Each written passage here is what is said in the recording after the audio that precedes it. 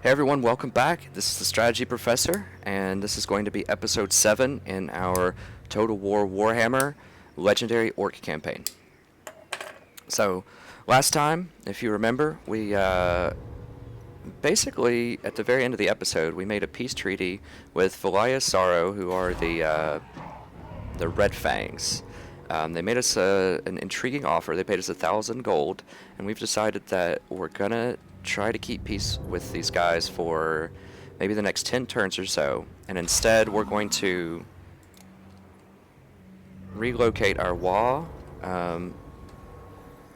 Let's try to relocate them on this army first. I'm not sure how far they're going to be able to run in here, but we're just going to go ahead and send them over there just to see how these dwarves feel about that. If they run away, we'll send them up here.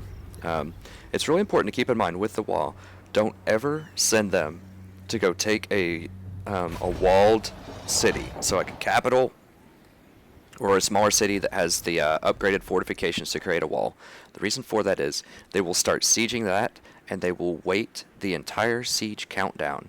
And we haven't sieged a building yet, and we're probably never going to siege a place. You know, I really like to auto-resolve. Unless in the comments you guys really want to see me fight a walled fight, it's usually not a good proposal. Or a good proposition rather, because you're just going to lose a lot more troops. It's very inefficient. They get the high ground, they get the wall, they get all kinds of positional advantages. I just really like to auto-resolve those whenever possible. But the Waagh will go over there, and they'll start sieging it, and you cannot make them back off of that. So you can't tell them to go away, and because they're sieging it, that means you can't engage. So if a Waagh comes up here and starts sieging Karak Azul here, I'm going to have to wait the 14 turns or however long it is before I can do anything with that, which is awful. Like, I want to take territories, start building them up my way, get buildings that are productive for me, get the growth in there, get the cash in there, and move on. Like, I don't want to be sitting around waiting for 14 turns for something like that to happen. And like I said, you can't make the Waagh back off, and you can't engage the town. Like, you can't force them to actually do the fight. So it's really, really bad. I learned that the hard way a couple of times in my 90-turn orc campaign. So just keep that in mind, that it's okay to send the Waagh after cities, but do not send them after walled settlements unless for some reason you're okay with waiting 14 turns, which I'm not, and I hope that you're probably not either in most circumstances. So we'll send them at this army here and see what happens. Now, we'll probably still take a little bit of a diplomatic hit if we walk on their territory, which is going to happen when we run through this way. But, you know, whatever. It's kind of a long shot. We're probably not going to get a confederation with them, but we might. But we just have to run through, because I can't use the underway, because I might get intercepted, and they will beat me in a straight-up 20 versus 20, for all the reasons I described last episode. So, okay, I think we were done with everything at the last episode. I know we did the diplomacy, we did everything else. I just had to reset the Waagh location because we no longer want him to attack this guy because we're at peace with him. So I just picked a new target. Okay, here we go.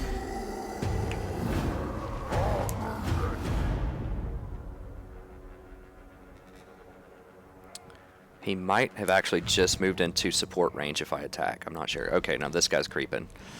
Oh. Well, look at this. You guys might just get a fight after all. Huh. So he is attacking my Waagh, and my Waagh is getting help from my garrison. Why do I have 50% garrison units? Like, I don't understand this. It must just be because of the confederation. I mean, this is the only thing I can think of, because if you remember from either last episode or the episode before that, down south when the Teeth Snatches and these other groups were attacking my settlements, I only had a 50% garrison in each one. Now, it's not precisely 50%. It's, you know, 60 would be precisely 50% here. So I suspect maybe it started at 60, and then maybe every turn that it's under my control, I get like maybe 2 more units, maybe 4, something like that. But 64 seems really weird. So maybe they start you at half garrison strength on all settlements that you acquire through confederation, and then slowly over time the garrison heals back up. And that's the only thing I can think of. I hope not all of my garrisons in the entire game start out low. I don't think they do. I mean, honestly, for most of my campaigns I don't get attacked. in my cities too much. So I can't really remember if my garrisons were full strength or not. But I think they are under normal circumstances. It's just because of this confederation. So a little bit weaker, but we do have a 20 stack. So it's 1, 2, let's see, 2, 3, 4, 5, 6. Okay, so 8. So this little one of these slots is 7. So we have 8, 28. So we have 28 units. Now, granted, these are hurt. We have 28 on 20 here. So it's really more like 24, probably on 20. And it still is giving them pretty decent odds, but it's giving me more than a 50%. Now, this isn't quite in 75 range, but just looking at this, now that I see everything they have, this composition will absolutely shatter me if I try to go take them out. I mean, well, maybe not. I mean, I do have Wolf Riders with this Waagh army, and I believe I would get to control the Waagh if we get into this fight. And the only reason that I'm even able to control this fight at all is because my garrison is backing this up. So traditionally, if the Waagh gets attacked, that just automatically gets auto-resolved, and you don't have any say in it. Just the Waagh chooses everything, and it just happens kind of off-screen. Like, you'll see it on your screen, but you don't see or have a say in any of the decisions that are actually made. So that, I actually don't know for sure whether I get to control the entire army, or whether I only control my garrison, because under normal circumstances, like I said, the Waagh does their own thing. But it looks, well, huh. Now, it's interesting to note here also that it does not give me the option to control large army right here. So usually if you have one army supporting another army, it will give you a little box here that says control large army. And you can click, it usually comes clicked normally, so it gives you control of the entire battlefield. But, you know, if you're still trying to learn the ropes on micromanagement in a fight, or you just don't feel like you can control the fight optimally, like there's just too much going on, like there's 40 units or something, it's 220 stacks you would be controlling, you can uncheck that box, and it will let the computer control 20 of them, and then you control your 20. But the fact that it doesn't give me that box here leads me to believe that I am not going to be able to control this Waagh army. Like, it leads me to believe that they're going to control themselves, and that I'm only going to get to control these really hurt people here.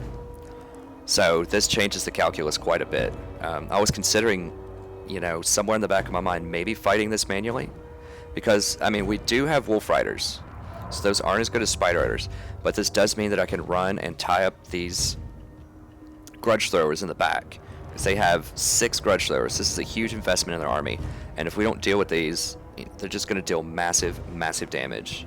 I mean, they're just going to wipe us out. So we have to tie those up. So I was thinking if we could control these Goblin Riders, you know, I don't know exactly what the map looks like. I could actually look right here and scout the terrain. Let me see. Okay, so I'm starting over here. They start over here.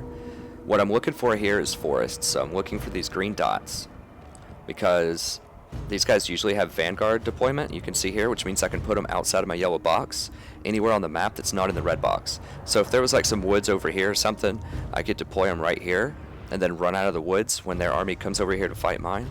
I could run out of the woods and go flank and knock out all of their artillery. So you'll see me doing this quite a lot with Spider Riders when we get those.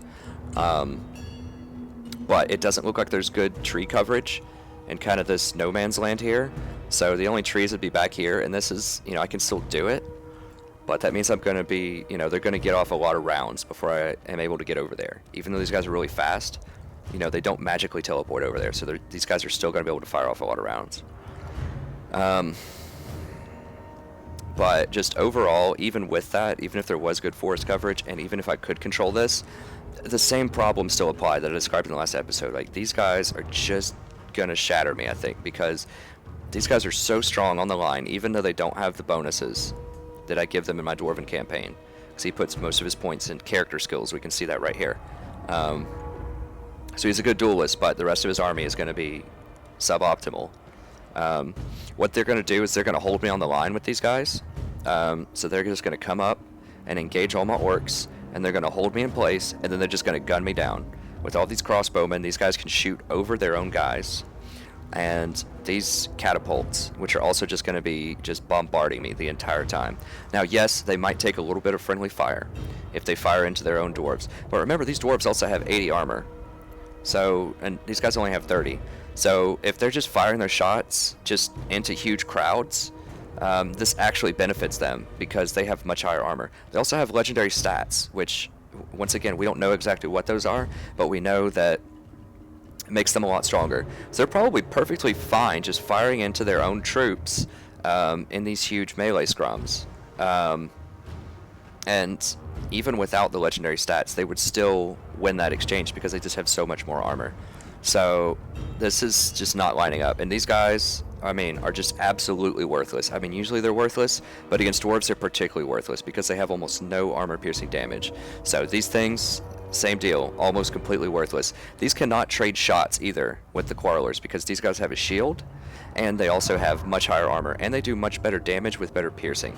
And they have much higher ammunition, it looks like. So, I mean, there's just no way that my missile units are going to be able to go toe-to-toe with theirs. And so we have almost nothing going for us. Like, we can flank around and maybe get their artillery, and that'll be cute. But they're probably going to turn around and shoot us while we're doing that with these things. Even if their artillery wasn't here, honestly, like, even if they just started with no artillery, I still think that this crew right here of 14 units would still beat my 24 units. Like, they're that strong. And the fact that I can't even control this, it looks like that the Waagh is going to control themselves. I don't trust them to micro this correctly. They're not going to use those wolves in the most optimal way. They're not going to use any of this the right way. They're going to make a ton of mistakes. So I think I have to auto-resolve this. I know you guys might want to see a manual fight, but I believe I won't be able to control the majority of this army, so you wouldn't even get to see my tactics. You would just see the computer goofing around, making a lot of mistakes probably. So if I did get control of the Waagh, just leave me a comment in the comments and I'll read them and I'll let you guys know, because I'm not 100% about this. Like I said, I'm just using some inductive reasoning here, and because this is missing, because I don't have this checkbox here, I'm just going to infer that that means I cannot control the entire army. So what does this all mean? Auto-resolve. What on earth? How did we get a decisive victory out of that? I have no idea, like, the mysteries of auto-resolve. So I've found that it really does underestimate the dwarves quite a lot in auto-resolve. So in my dwarf campaign, you might actually see more manual fights, because I feel like I can do so much better with the dwarves when I'm controlling them than the auto-resolve gives me credit for, like, very often. So I think it really underestimates all these aspects that I always rave about with the dwarves, about how they're so strong and all these different aspects. Clearly the auto-resolve doesn't respect that, at least to some extent, because they should have at least gone 50-50 with me there, but it looks like, well, it's honestly pretty close to 50-50. But remember that the majority of these units are goblins. Like, a lot of these are goblins, so a lot of them are just straight up trash. I mean, how many kills do these things get? 45? Like, I'll guarantee you, in a manual resolve, there's absolutely no way I'm getting 45 with these archers. Like, I can't see their unit card, but, I mean, they would, like, literally deal probably 3 damage per shot, maybe, to these dwarves. Maybe 3 damage per shot, and they're going to be hitting the goblins back for, like, 20. So, anyways, whatever, I'll take it. It's obviously positive. I just think from a fairness perspective, they should have done better than that with the auto-resolve. And once again, I want the computer to have a fair shot at beating me in this. I don't want to steamroll them, so I'm a little upset they didn't hurt me more. I know that sounds crazy, but I'm a masochist in that way with my legendary campaigns. Like, I want to get hurt. Like, I want to just constantly be in really terrible situations. So, anyways, okay, so we have a choice here. Remember, anything that you get 100 for 10 is a good deal with fightiness. Now, also, I mean, this is real easy then with the gold, because none of these armies are permanent. Like, this is just a garrison, and this is something that I can't even control. It's going to disappear in a few turns anyways. So who cares? Like, I don't need any fightiness points here. And I don't need to replenish. 1% replenishment for that much dead? Like, that's pretty sad. And leadership, I don't need that. So this is an easy gold. It doesn't cost me any fightiness. That matters anyways. So that was a fortuitous turn of events for sure. So we're already getting a nice nice tactical advantage from moving the wall over there rather than attacking that town.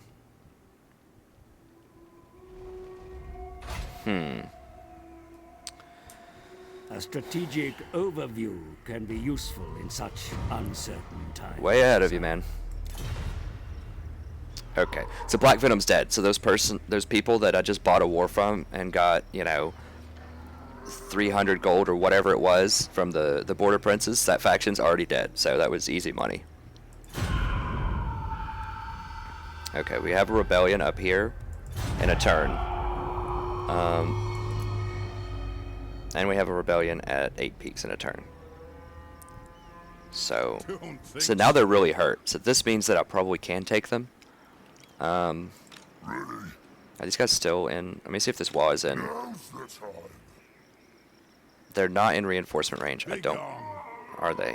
Where's the zone of control? I think this little red line here is their zone of control. So the wall cannot reinforce me this turn if I go up and fight them. But do you take me for a wazzock? I might be able to beat them 1v1 now. Let's see if I can even run to them. No.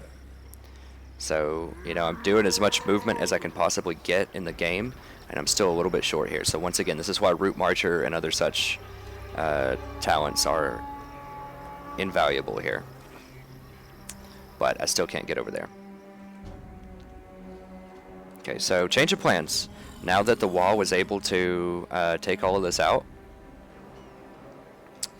I can recommit this guy to going back over here, because these guys are looking a little bit more aggressive, as we saw. They're raiding right now. These guys are getting a little bit more aggressive. Chief Snatchers are starting to step up. I'm special. So I could come over here. I could also do this quest battle. I mean, this is just sitting here waiting for us. But how many are here? 1, 2, 3, 4, 5, 6, 7, 8, 9, 10. And that's a pretty weak hero. That's a Thane. So that's not even a full-fledged, like, lord. This is a hero. So they're going to get some reinforcements. We don't know how many. But this is on the table, too. So we can go do this fight anytime we want. The question is Grimgore strong enough to go do that? So, yes, I have 20 units, but a lot of these are still tier 1 units against dwarves. I mean, they have hammers. I think I want trolls before I do that. We're not that far from them. We just have a couple more turns. Oh, we can actually start buying them right now, actually. So, what I could do here is start chasing this guy. Okay, let me think about this. So I could go chase this guy. I want to make trolls, but I'm also going to get a rebellion here next turn. So if I step over here with Grimgore, like maybe hand off 3 goblins to these guys, make 4 trolls, or I guess I would have I can only make 3 at a time, because remember, we don't want to drop down to 16, because that will disperse our wall. So we can only recruit 3 things. So I could make 3 trolls here. That's going to take 2 turns. That means we're going to get a rebellion, and we're not going to be able to answer it immediately. We're going to have to wait 1 more turn, and so it's going to have 14 when we get up there. And then we can challenge it to an underway fight by going through the underway over here. It might take the tunnel fight. You guys can see that. It'll look really cool. It'll be 14 on 20, so it'll probably be a stomp. But, you know, whatever. That'll actually give us a little bit more money and a little bit more experience, I believe. It gives you more experience based on how many units are in the army that you fight. It may just be strictly on 1 battles. I'm not 100% about that. But either way, so I could step in here, hire 3 trolls, pop over here. If they intercept me in the underway, good. Then it's a 14 on 20. If they don't intercept me in the underway, then it's going to be a 20 on 20 after that. So that's going to bang up my guys quite a bit, but I will have the trolls, because I have to step over here to get trolls, and it's going to take 2 turns, and I can't move while I'm recruiting. So this is an interesting consideration. So then the benefit of that then is that I have the trolls and I can start moving over here and do this quest battle. That is also going to hamstring me for 2 turns though. So if Thorgrim keeps running over here towards Iron Rock, then we're going to have a problem. I'm not going to be able to stop him because I'm going to be busy stopping this, and it's going to take 2 more turns to run over here. He just moved in this direction, and he's facing me. So once again, just where they're facing doesn't necessarily indicate their intentions, but he just moved a little bit closer to me. So he is 2 turns away from attacking Iron Rock.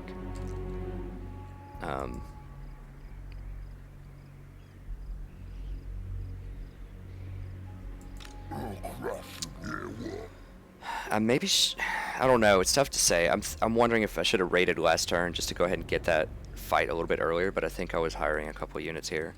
I didn't know the wall was gonna, or that they were gonna fight the wall that turn. But anyways, now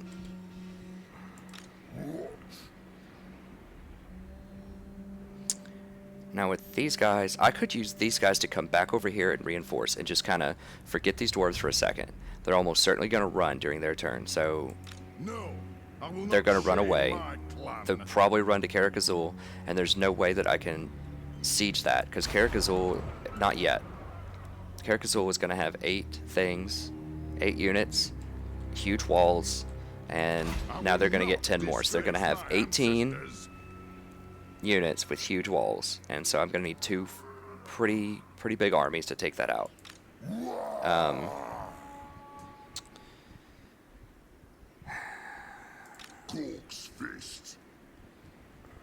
But I really want to get trolls. Okay, so I can position these guys right here so that I can intercept this rebellion here. So let's go ahead and do that. I think this is what I'm going to do. I'm going to intercept the rebellion here. Then I'm going to move up and posture aggression here. So I can't attack in this turn, but if I move within this red circle of my wall, then my wall is, I think, going to defend me if they attack me. Now they're going to move next turn, so there's no telling what they're going to do. I mean, they could just burrow over this wall or something, but I think they're going to try to chase these guys and attack them. So if I put myself on this red circle right next to my wall's red circle, so if I just go kind of like right here where these two meet, then I'm going to reinforce my wall if they're able to attack them next turn, and so then this guy will get credit for it and we can auto-resolve and smash it, and I'm going to have support in case my wall just hangs out there and raids or something, and then the dwarves come and attack me. So I think the best option here is to move, I want to make sure I get this right, you want to move where these two red meet. So I think I can support and be defended by the wall. We're on single move. Let's go ahead and do that. Okay, so yes, so I should support if the wall attacks him. And let's just make sure the wall knows to attack these guys. Let's double check that. And I can sit here and recruit trolls. So we're getting 4 trolls. Super expensive, well, for this point in the game, and that's going to put us in the red zone once they're finished. So they're 200 a turn. That's going to be an extra 800 income per turn. This is going to cost me, but I can hand these off to Grimgor here in a little bit, and then we can go do that quest battle, and then I can make more here and just go crush the dwarves. I really have to start sacking things though. Like, I can't be playing around. I need the money. Like, orcs cannot just sit there and scheme all day. Like, they have to keep the forward momentum going. They have to keep making money. Speaking of which, we're gonna get another money building. This can be upgraded this turn too, so let's go ahead and get that going. Okay, so we're getting kind of low here. Now remember, through all this diplomacy, I don't know the exact number, but we've probably nickel and dimed our way to about $2,000 or $3,000, maybe even more than that, over time. So now you can see why it's relevant, right? So I would be at, you know, maybe 2,000, 1,500 gold right now, but instead I have 5,600. So now you can start to see why it's relevant. Okay, can't build anything here. We just built here. We've moved our 2 armies the way that we want to move them. This is not really worth it. I mean, this is only 10 more growth. It's okay, but we just can't afford it. It's 10 more growth for 1,000. So, it's okay, but we already have 140 growth, so we're already moving pretty swiftly. If we just come into truckloads of money, I will upgrade these, though. Because, once again, we want to get to the tier 4 as fast as possible. And tier 5's nice, but tier 4 is a huge power spike because we get that Ragnarok. And we get the shamans. So, these are the 2 huge, and we get black orcs. So this is the really big deal. Are these 3 buildings here getting upgraded? Doomed Divers, I mean, whatever. They're good. They're good. But the tier 5's not really that enchanting. Like, you get a little bit more for your shamans with a really expensive building, and giants are okay, but I like a Ragnarok's better. So tier 4 is really our ticket. We want to get there as soon as possible. Whereas with the dwarves, your tier 5 is really your ticket. Like, that's when you start getting the gyrocopters and all that stuff. But that's another campaign. Okay, let's look at diplomacy real quick. We're just going to skim for peace treaties here. Once again, we can look and see if there's new wars also, but I think pretty much everyone's declared war on the people they're going to declare war on. I'm not declaring war on my own people here. What is this? Oh, Zufbar. So I just declared peace with Zufbar, so I don't want to get the diplomatic penalty. Once again, I don't care what Zufbar thinks of me if I declare war on him again. I care what the Bloody Spears think of me. And the Red Fangs, because I don't want to be treacherous, because if you're treacherous to anybody, everybody's going to hate you. So even though, you know, the Red Fangs may hate dwarves, they're still going to take notice if I backstab dwarves. So even if the person hates them, I think that it could potentially hurt your diplomacy if you start breaking treaties. Okay, so all this is done. All that's done. How much money are they giving me now? 204. So it actually went down. So it doesn't go up over time, just because it seems to be proportional to how much income they have, because they just lost a town over here. So I assume that means they probably just lost a little bit of income. So that's why I'm earning less per turn. So we solved that mystery. It's somehow proportional to the amount of money that they earn. It is in no way related to how many turns they have served as your vassal, like trade agreements. Okay, not interested in anything here. Who are they? Okay, so they're not actually fighting the undead. They're just fighting the Bloody Spears right now. Am I at war with the Bloody Spears? I am, but okay. Top knots. Nothing new here. Do you want a peace treaty? Nope. Anyone new? Princes, border princes. Oh, they do have a new enemy. So they've got Broken Nose. So the time for talk is over. Make your demands. See if we can grab a little bit of cash here. It's moderate, so I'm not even going to ask for 1,000. I'll see if 500. If anything, it's probably going to be 300.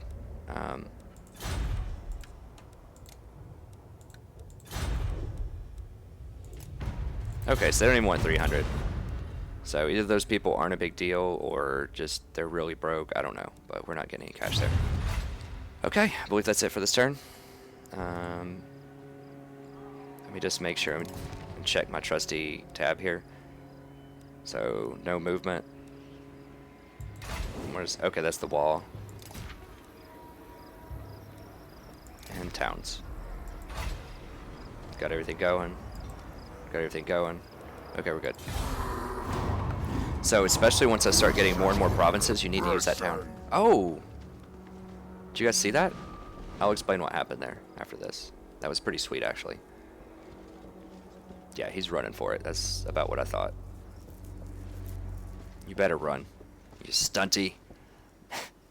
Dual role playing with the orcs here.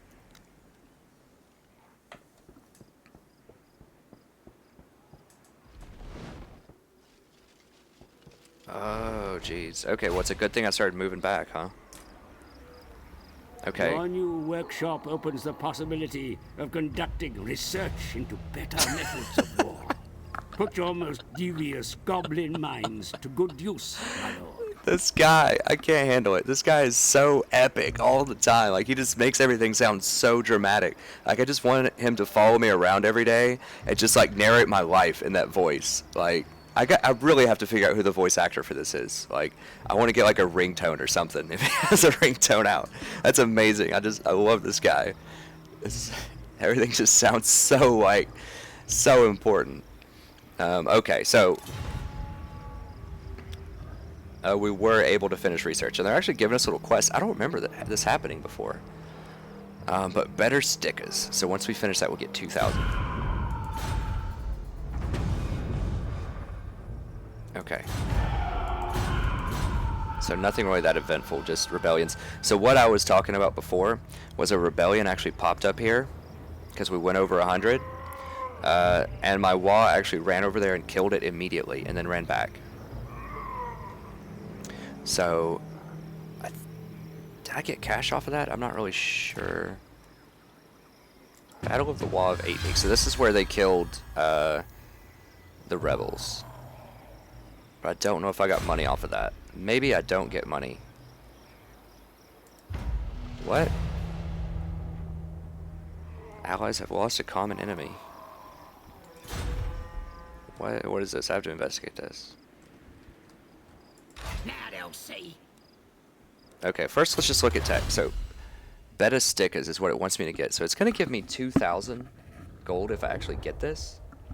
This is pretty bad, though.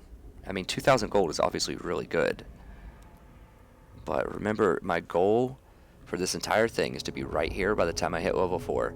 So it looks like these are about 6 turns each, and these are going to be 8. I'm not sure if that's standard for all. Well, actually, I can just click here and see. So 6, 12, 18. 6, 12, 20. So it looks like the middle row is 6 turns each, and each little side track that you want to take is 8. So this won't let me tell me what this is, but I think it's 12. So my goal is to be here by the time I reach tier 4 so that I can start researching a Ragnarok spider immediately. Remember that. So that takes precedence over everything else, even making a quick little $2,000 extra here. So let's calculate this up. Okay, so we've got 3 turns before I'm going to hit tier 3 here. Now tier 4 is going to require 4 growth. So the first growth point is 100 points. I actually have a surplus of 1 right now as we speak. So the next one is 300. So that's going to happen in 2 turns. So let's say, alright, so we've got 2 turns. So I'm kind of doing some little finger math here. I'm holding up some fingers. So we got 2 turns for that. And then I believe it goes for the third one. I think it's 500. It might be 600. So we'll just call that 4. So 4 more turns. So that's going to be 6 turns to get to the third one. The fourth one, so 6 turns. The fourth one, I believe, is 1,200. So that's going to be an additional, what, 8? Roughly 8 turns. Roughly 8 turns, maybe a little bit more. So that's 14. So we have 14, possibly 15 turns before we're going to be able to make that rock lobber. Or that's before we even have the growth. So 14 turns before we even have the growth to start this building. This building is going to take an additional 5 turns. So that is 19 turns. So, and we can't start the building, I believe. We can't. We might be able to start the building before, so we're at 19.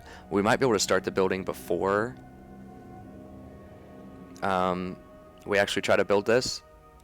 So we might be able, in other words, we might be able to start the building before we have the tech for the Ragnarok spider.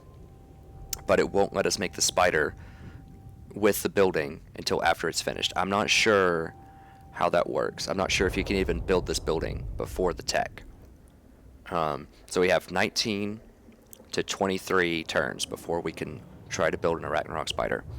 So we have anywhere from 19 to 23 turns. It's kind of our estimation on our timeline. So it's going to take 18 turns here to get to Big Lever. So So yeah, we don't have time for this detour. In other words, like we don't have an 8 extra turns to get better stickers, because this is worthless, as we talked about. Like, you know, it's going to benefit spider riders a little bit. Yeah, that's cool. So they're going to deal an extra 2 damage or something. It's just not worth it. It's much more important to get this Ragnarok going, like immediately. Because the faster we get the Ragnarok, not only is that, you know, how fast we can get that spider, but that also is going to determine how fast we can get the Doom Diver after that, and how fast we can get the Spider Hatchery, or if we decide we want to do this, how fast we can do this. So we're probably not going to have, no, we're not going to have time for a heavy clubs detour either. We have to run straight to this.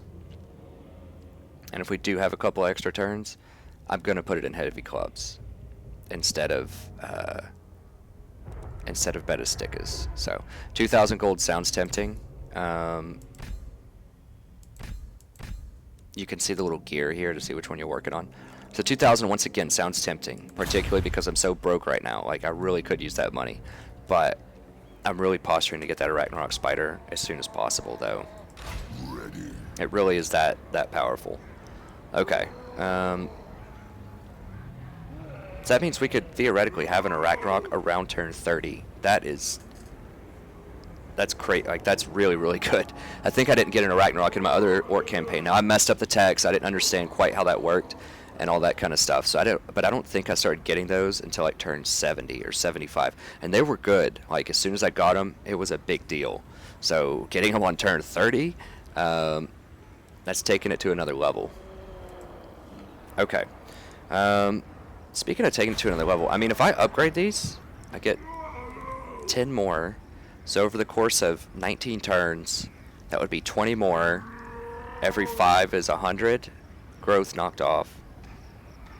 Well, we can do it this way. 20 more is 1/7 faster.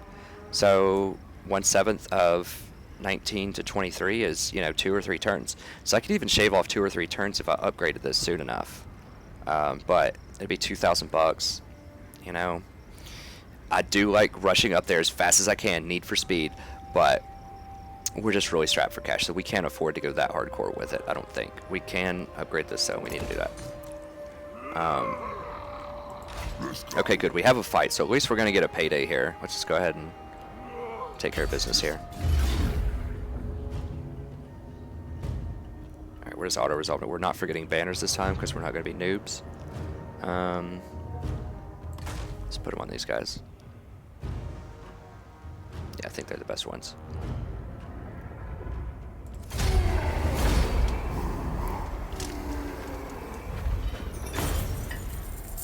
Wow, they died on the first attack. I'm kind of disappointed, actually. How much am I getting? Okay, so I've got 91. I'm currently getting 7 next turn, so that'll put me at 98. I'm over the cap, so it's not going to matter. I'm just going to take the cash. Really need the money. I already have a wall. Alright, so took them out. 4 more turns. We're going to lose. Oh, we already did lose the Confederation thing, so I'll have to investigate Confederation here in a second with these guys. But okay, so they're done. These guys are getting aggressive. They've got 12.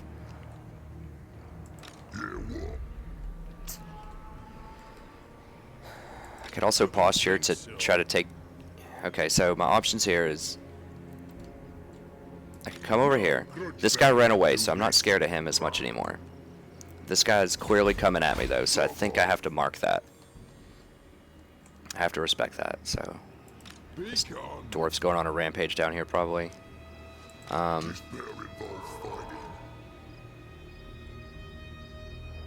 Okay, so I'm going to go ahead and... come over here, just to try to scare that dwarf away. I mean, if he runs away, I can just raid and get another... I probably should have done that. That was probably a mistake. Like, I probably should have just raided my own territory right here, just fought another rebellion, and just waited to see what this guy did. But at the same time, if I did that, I would have to actually take care of the rebellion next turn. And if he just ran up and went right here, I would have to choose between Iron Rock and letting this rebellion get bigger. So maybe this was the better move after all. It's tough to say. But I'm going to look aggressive here, and he's probably going to run away. I got a skill upgrade. I thought I saw a skill upgrade. Maybe I just got experience and it wasn't an upgrade. Okay. This is a solo guy. Still making trolls. Okay, so what do I want to do with this wall? Remember, I don't want to go for this walled town. This guy is gonna sit in this place, and I can't take that out by myself, I don't think. Big on. Say 10. Where's this looking like? 6, so that's 16. Do you take me for a wazzock? How hurt are these guys? They still have 20. I mean, well, my lord's pretty hurt though. I mean, so I could certainly send him up here to fight this guy if I really wanted to. But another option, I could just tell him to take this out, and he'll hop over this wall next turn and probably hit him up next turn. And I don't know what they have down here in terms of units, but it's probably less than this army. Because to field a full 20 stack this early is quite a commitment. So I don't think they can have many other large armies. So I think I'm going to send him down here just to try to take over some of this area.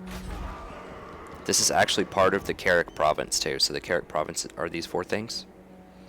So, you know, even though I can't defend this right now, I just think they're going to get a lot more damage done here than they would up here. That's questionable. I mean, I could send them up here, but the fact that my lord's already hurt, I think they might die. And if they die up here, this guy's going to get a lot of experience also. So, I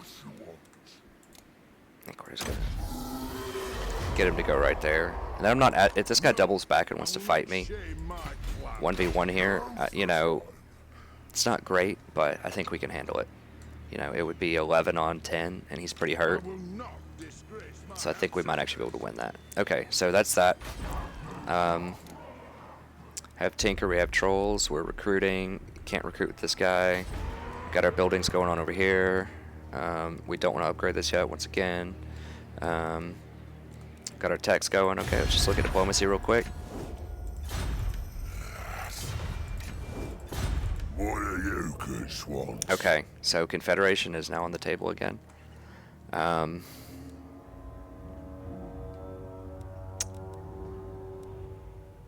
he's getting weak. Do I still have vision of this area? I don't think I do. I lost vision because I lost the towns. Dwarves are kind of breathing down his neck. It's kind of smoking here. I think that means somebody's raiding it.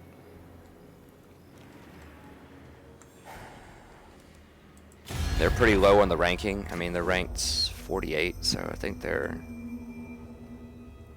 just have that one town. I think they're about to die, and obviously I don't want to buy into somebody who's about to die. Like, I kind of did that with the Thief Snatches, but that was sort of a special situation. I didn't have all the intel down there. I didn't know what the situation was, and Top Knots were much more aggressive than I anticipated. So I don't think I'm going to opt into that Confederation. Alright, you got my attention. I like Confederations, but this is a lost cause. The chopper is in my hand. Oh, so look I at can this, guys. smack you when you say something I Look don't at like. this. It paid off. Yes. Yes. Okay, so he has a green. He wants to confederate. So this guy, because I chose not to take his town, that was very easy to take. Like, I could have really easily just gone ahead and destroyed this. Because I chose not to take it, I made peace with him. Now he's willing to confederate. So that means I'm going to get all 4 of these territories if I can get him to do this. And I might even get his army. If he has any army that's left over here, I might even get that. So this is huge. Huge. I mean, I was going to make a political reference there. You guys probably know, you could guess what I was going to say in reference to huge. I'm a political figure, but I'm not going to do it. I'm going to try to keep this relatively, politics and, try to be as little controversial as possible. Try to minimize the controversy in this channel. But anyways, that just reminded me. But this really is huge. Yeah, we're going to get diamond mines. We're going to get all kinds of good stuff here. So this absolutely paid off. So if you guys, think I take too long in diplomacy and I'm going a little too hard in the paint with that, this is why. All of my scheming, this is probably going to be one of my biggest acquisitions if I can secure this. So he probably just got his butt kicked over here, and now he's scared because I'm knocking at his door. He's got these these dwarves knocking at his door.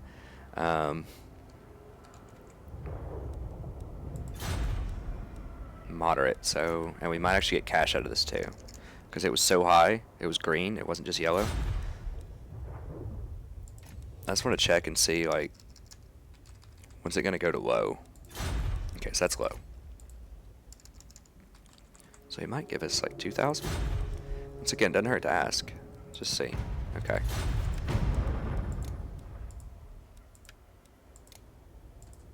Gotta pay to play, son. You want to join up with my crew, you gotta pay some cash. I mean, that sounds terrible. I sound like just an old white guy, which I guess is accurate, but I gotta chill with some of the slang. Okay.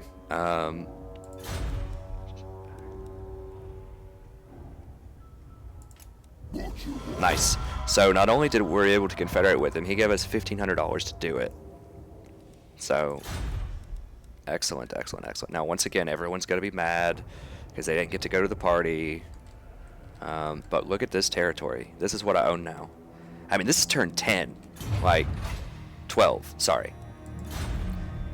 Look at this. I own this on turn 12 in a legendary orc campaign. Just think about that. Like, there are some other very well-known streamers. I'm not going to call a lot of people out here, but you know, that I've seen up on like turn 70 or something that don't have this kind of territory. Because they're not wheeling and dealing. Like, they're not doing the diplomacy like I'm doing. They're not thinking about all this stuff as carefully as I'm thinking about it. They're not being as shrewd with how they're deploying their armies, how they're defending their territories. Like, this is serious, guys. This is how you win. This is called winning. Hashtag winning. Like, this is how you do it on Legendary. Now that I've said that, I'm probably just going to get totally, like, curb stomped by all these guys right now. But I'm just saying, like, this is exceptional progress. Like, for turn 12, are you kidding me? Like, this is crazy for Legendary. So I just want to point that out, that all of our shrewd planning is starting to pay off. So that actually didn't hurt us that much. I thought it was going to cost us a lot more money if we inherited an army. But, okay, so this is his army that he had. It's a pretty sad little army, but it didn't hurt us that much from an income perspective. That means he must have some good income. Let me see. What do we get here? Yeah, so he's got a level 2 cash shop over here.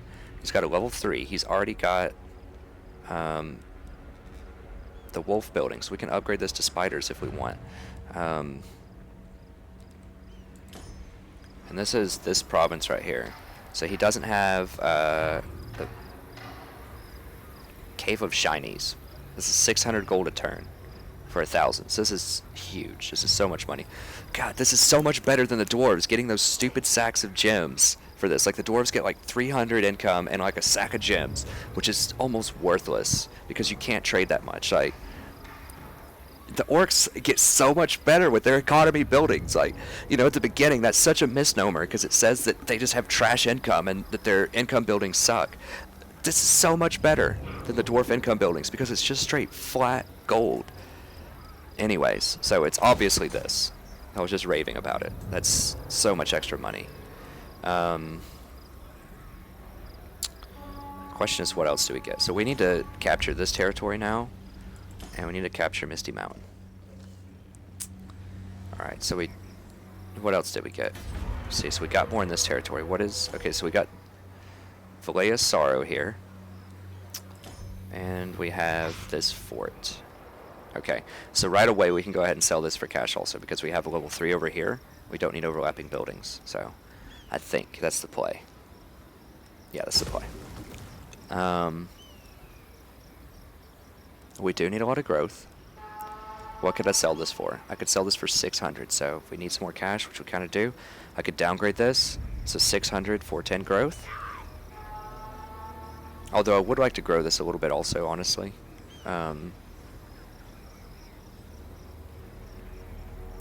Here's the thing. So if we look at the map, we are approaching the ability to consolidate this whole corner here. And after we do that, we're not going to need to build that much of an army, like right here, because this is all going to be taken care of. We're going to want all of our big army buildings probably here and like here after we take this eventually. But in the interim, this might be useful. So, how much is it just to upgrade this one? So it's 3,000 to get Spider Riders over here. That could be a good pickup. Now, we won't be able to upgrade to the Arachnarok eventually. Like I said, we should have all this conflict resolved well before we get to the Arachnarok. But that doesn't mean that the spiders can't be useful right now.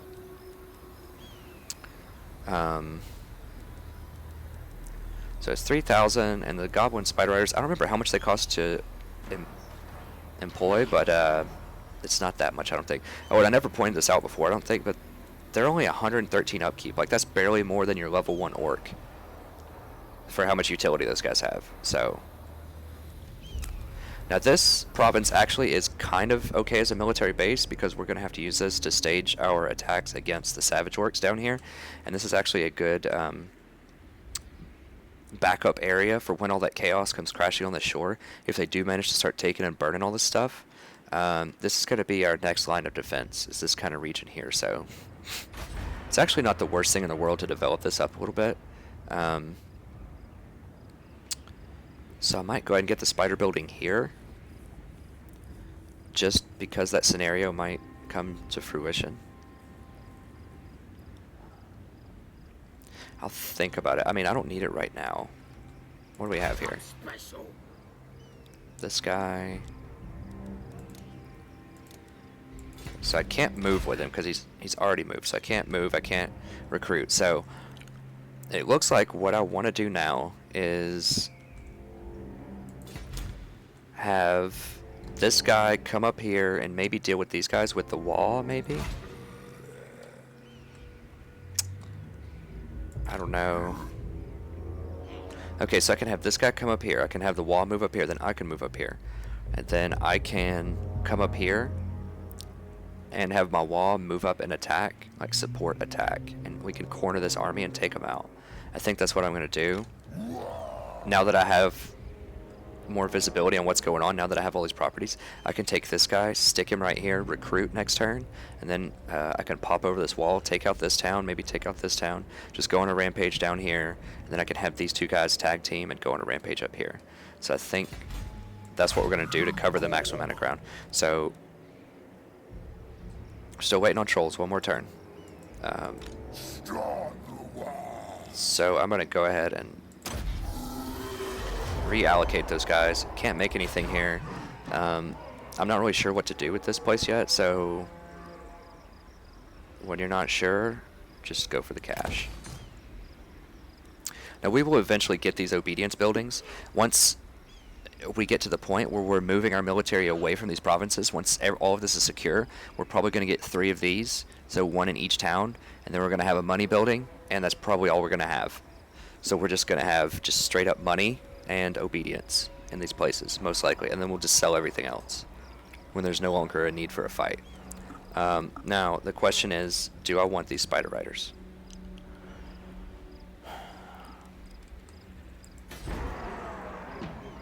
I only have 3,000 gold.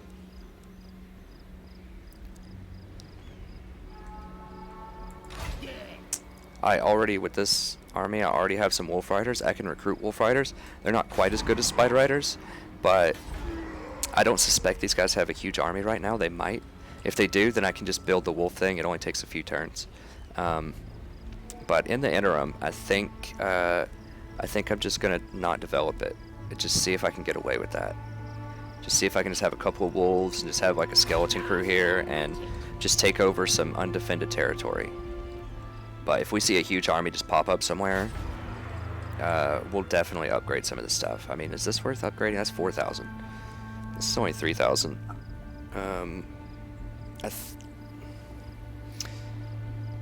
Spider Riders are good. They aren't as game breaking against the dwarves because they have such. The dwarves have such heavy armor. Okay, I think this is what I'm gonna do. I'm just gonna play the waiting game. Just wait and see. That might be dangerous if I have a huge army popping out of here. Like I said, I think because they had a 20 stack right here, it's unlikely they're going to have much more down here, at least not right now. Okay, so let me go to this tab here. Okay, so everybody's moved.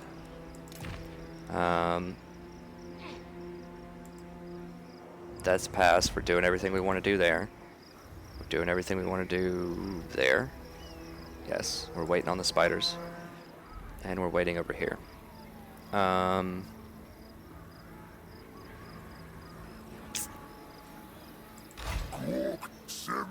I don't particularly need 2 wolf places.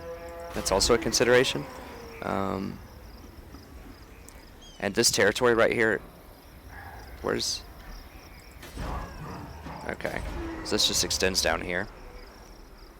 So I want to get rid of one of these. The question is just where. Is it going to be here or is it going to be down there? And because, like I said, this is more likely to be a staging area for a Chaos invasion later, I think I'm going to keep the better building down there. So that means I'm just going to get rid of the wolf here. Although I already have a money building right here. In here, I think I can make an extra money building with orcs. Yes, I think I can make an extra pile of shinies, even though I have the diamonds. You cannot do that with dwarves, which is really aggravating. You can't have 2 money buildings in the same province, but it looks like you can with orcs. So I think that's the deal sealer here. So, main settlement, I'm going to get rid of it. Well, I mean, we can turn this into a Ragnaroks later, but like I said, I don't think it's going to be a huge military hub. It's just kind of like a... If we just get overrun, this is just kind of like the... Just to help stop the floodgates here. Okay, let's just sell it. That's fine. Let's take diplomacy with everybody else. I think everybody's good to go. Speak up, or I'll take. Scabby Eye are okay. Can't confederate with them. Don't particularly want to confederate with them because they might die. I'm the only boss. Check out this strength rating too. I'm up to level 8. Or to rank 8. The time for talk is over. Make your demands. Broken nose. We'll just peek here one more time. He may have changed his mind. Just offered 300, whatever. Okay, no. Okay, let's... We have a few more minutes. Let's just click intern and just see what happens. And then if nothing super eventful happens, we'll just go ahead and wait until next time. Okay, the dwarves are going home. I don't like it. Rival power comes to parley, demanding a change in your mutual relations. Consider Wow. their offer carefully. Okay, so Karak Azul wants to pay me 1,800 gold for a peace treaty. I'm actually strength 2 right now. So at the end of the turn, I guess somehow I gained extra strength. They're ranked 42. This is important to keep in mind. And they have 1, 2, 3, 4. I believe they have 6 territories.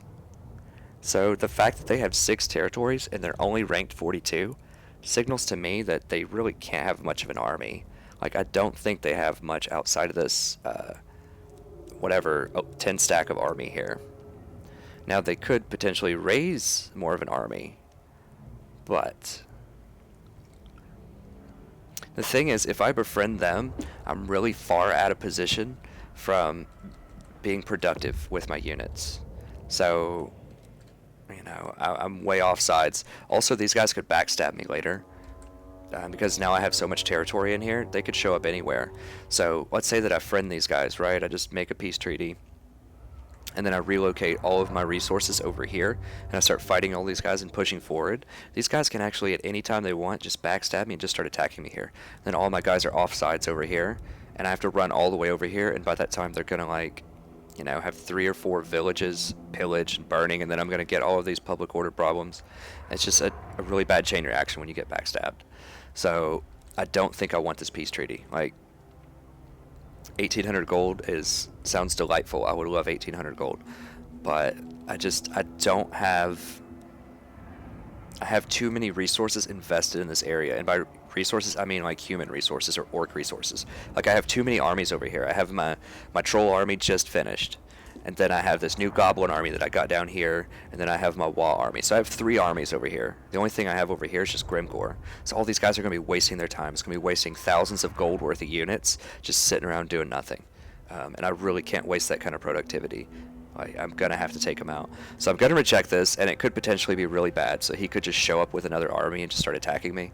But for the reasons I explained, I've invested too much human capital over here to throw this down the drain right now. I'm not going to be able to be productive anywhere else in the Empire right now. So I need to lock this up, get it all under control, and then I can relocate and start making other moves to expand. But until this is secure, I just really don't feel comfortable leaving this region. So these guys actually did backstab me the other campaign. Like, I did a little peace treaty with them because I was also getting attacked by top knots and like something else, like the teeth snatches or something. And I did do the peace treaty, and I was over here fighting top knots, and that's exactly what they did. They turned on me, took out a couple of these towns, and it was really annoying. I dealt with it. You know, obviously I made it much further in the campaign, but it was just a real pain. Okay, so this has nothing in it right now. They are recruiting, actually. Okay. What? Did I just not see this? Hold on. Had this guy run here. I mean, I couldn't have done anything about it anyways. I'm too far out of position. But we're going to auto-resolve it. He snuck in through the underway, through this back door here, and attacked an open town. Okay, so that's not good. So I'm a little bit offside still. Like, I don't have enough armies right now to cover the kind of territory that I have. So, I mean, I didn't know he was going to go hostile on me. Yes, I've been at war with him for a while, but I didn't suspect that sneak attack. If I had known that, then yes, I could have declared peace with this guy and then rotated my guys over here. But, you know, hindsight's 20/20. I didn't see that sucker punch coming.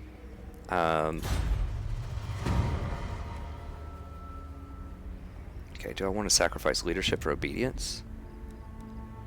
Or do I want to pay cash and just get leadership on everybody? Huh. Well, obedience, once again, not a huge priority right now. But not losing $750 is also really nice. So do I need this leadership? Maybe. It would certainly be nice. But I have overwhelming numbers to the east here where these dwarves are, I think. So I don't think I'm going to be manually resolving anything over there, so leadership's not going to matter as much. And this is orc on orc action here, so maybe. But I really just don't want to pay $750. As you can see, I'm already in the red here at the start of this turn, so I'm already going to be losing money.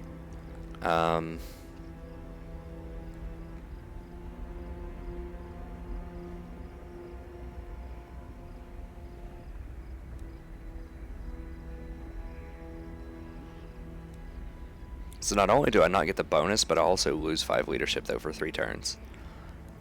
So this is an 11 leadership swing for 750. It's just 3 turns, though. But I mean, I would conceivably like to come up and retake this area. Okay, I'm just going to do it because I think I'm going to come up and try to take this area. And this might actually be a close fight. It might be like 20 on 20 or something. And this could actually be quite useful. And, you know, having -5 is a pretty big deal. So I hate paying $750, but this guy's hiring also. This guy's actually becoming quite a problem. He's getting a lot of territory. At least the teeth snatches backed off. The dwarves seem to have backed off for now.